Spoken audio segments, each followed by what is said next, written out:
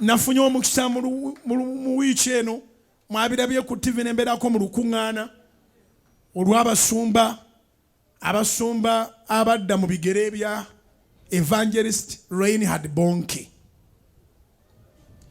Abasumba abo abadda mu bigere bya Reinhard Bonke bakomyewo mu Uganda batambula mu Afirika nga Bonke bwe yali atambula.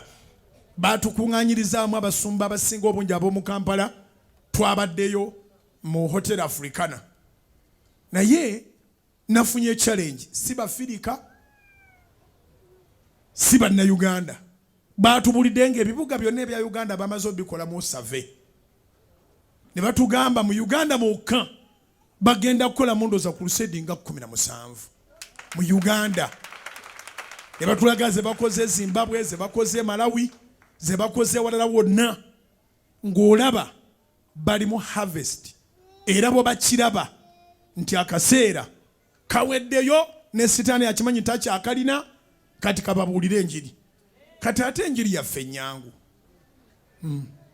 Katonda baba akumpeeredde ssente tusobola batuyambyeko naffe tweyambe. So walabye ku mawulire nga ntaddeko omukono n'abakkiriza nakkiriza okukola nabo. Wano ku kituutu wenyimiridde Evangelist Reinhard Bonke we yasembayo okubuulirira enjiri mu Afirika wano ku ttaka lya Kanani. Yali 2012 abasumba b'omu Kampala be bamutegekera. Nali naggulawo dde ekkanisa mu linnya lya Yesu, tebampita. Naye abajjukira be nali nabo mu kaseera ako nabagamba mugende mu lukuŋŋaana. Nze simanyi genda gye batampise, naddala nga bandibadde bampita. Naye omusajja oyo eyagendedde eri Mukama waffe bwe yazuula nga ono waliwo ekibangiriza ekyenkana bwe kiti, ate nga yali abuulira nnyo enjiri mu Uganda, n'abuuza nti tetuli Namboole ate tetuli Nakivubo? Mu Kampala mukyalimu ekibangirizi bwe kiti? Baali bakirimye, baleese tractor, bakisenze, bataddemu polosi z'amasannyalaze. Abo abadde balaba amawulire ku Salt TV mwalabye twabateereddemu olukuŋŋaana olwo nga bwe lwali nga tumikisinza amawulire. Era basimba omwo emiti gy'amasannyalaze mpolampola gyali gya kukola nnaku za Crusade. Egyo emiti gyaffe egiri awo omuvule n'egiri gyonna mu vidiyo mwegiri egikulaga nti bali Kanani.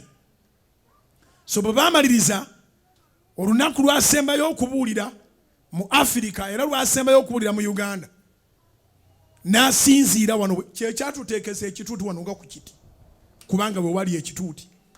N'asinziira wano wennyini mu lukuŋŋaana House of Prayer mwetaali, n'asaba Katonda nti ettaka eryenkana bwe lityo obunene mu Kampala terikolerwangako ekintu ekirala kyonna. Katonda aliwe ekkanisa ya Kristo egoberera ennono za Kristo, ebuulira ekigambo eky'amazima, eneeyambako okuvuba emyoyo. Abasumba bonna baaliwo, Apostle Mitala baaliwo, Apostle Mitala Alex n'abalala bonna baaliwo, ne bagatta emikono bonna. Musajja n'akulembera essaala egula ekifo kino. Enkeera n'alinnya ennyonyi n'agenda ewaabwe.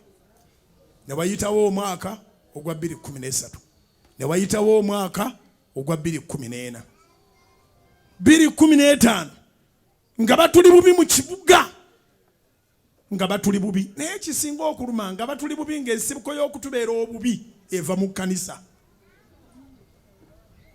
Ensibuko y'okutubeera obubi mu kibuga ng'eva mu kkanisa, ng'abasumba bagatta ssente to antagonize the church house of prayer. Mu kifo ky'okuzigatta okunoonya bagula ettaka lya church. Twabonaabona tuba tuli awo we twali tusabira ku Baati Vale mu kiseera ekyo, nga n'ebbaluwa eveewo executive director mu kaseera ako Madamu Jennifer Musi, mukwano gwaffe kuba yamala n'ajja ne wano ku Kanani n'atusondera ne ku ssente ezaagula Kanani. Yajja ku Kanani n'atuwandiikira ebbaluwa ng'atuwadde omwezi ogwo tuve ku Baati Vale ne tugakaabamu awo. Naye Mukama n'abeera wa kisa, essaala yaffe ewulirwa. Abaali balina okuvaabo mu Julaayi twavaawo mu Desemba ng'ate tweyagalidde. 2015 mu mwezi ogw'omunaana ng'ennaku z'ebbaluwa ya Jennifer nazo ziyiseeko, Katonda n'akola ekyamagero. ne banzigirira ettaka lino nenzija nendiraba nenkola endagaano twagenda okujja okugamba nti abantu balirambule nga namaze dde okukola endagaano nga ku miliyoni ezeetaagisa eza $, nasasuddeko emitwalo 5 cash, mitwalo gya $5 gya cash, ngambira ne banti nga gya cash. Ne tutandika olugendo olw'okugula ettaka eririko essaala gye tutaalinamu. Ate ekyennaku nti abamu ku baali mu ssaala ne batandika okukola pulogulaamu zizaabwe ku leediyo okuvumirira okugula ettaka lino. Naye kubanga essaala tedda mabega, ne tusasula okuva ku nnusu esooka paka ku nnusu esembayo. Abaasasulako 215 mu gw'omunaana nga 10, twagenda okutuuka 216 mu gw'omunaana nga 8, 216 rather mu gw'omukaaga nga 4 ne tumalayo ezaagula, 216 mu gw'omukaaga nga 8 kati ne tusasula n'ezaali ziyisemu ze bayita surcharges. Okuva 216 mu gw'omukaaga nga 8 house of prayer nefuuka Land Road mu kibuga wakati. Tumala okugula ettaka ne tulyoka tuwulira nti eri ettaka n'ekkanisa lyetutta. Omusajja omubulizi w'enjiri mu nsi yonna Nakingo yalisabira, yagamba ekkanisa erina sound doctrine erigule ettaka lino. Omubulizi w'enjiri Reinhard Bonke yalisiba lireme kukolebwako kintu kirala, naye ng'ate era essaala ye erimu akakwakulizo. Ekkanisa ey'amazima egula ettaka lino.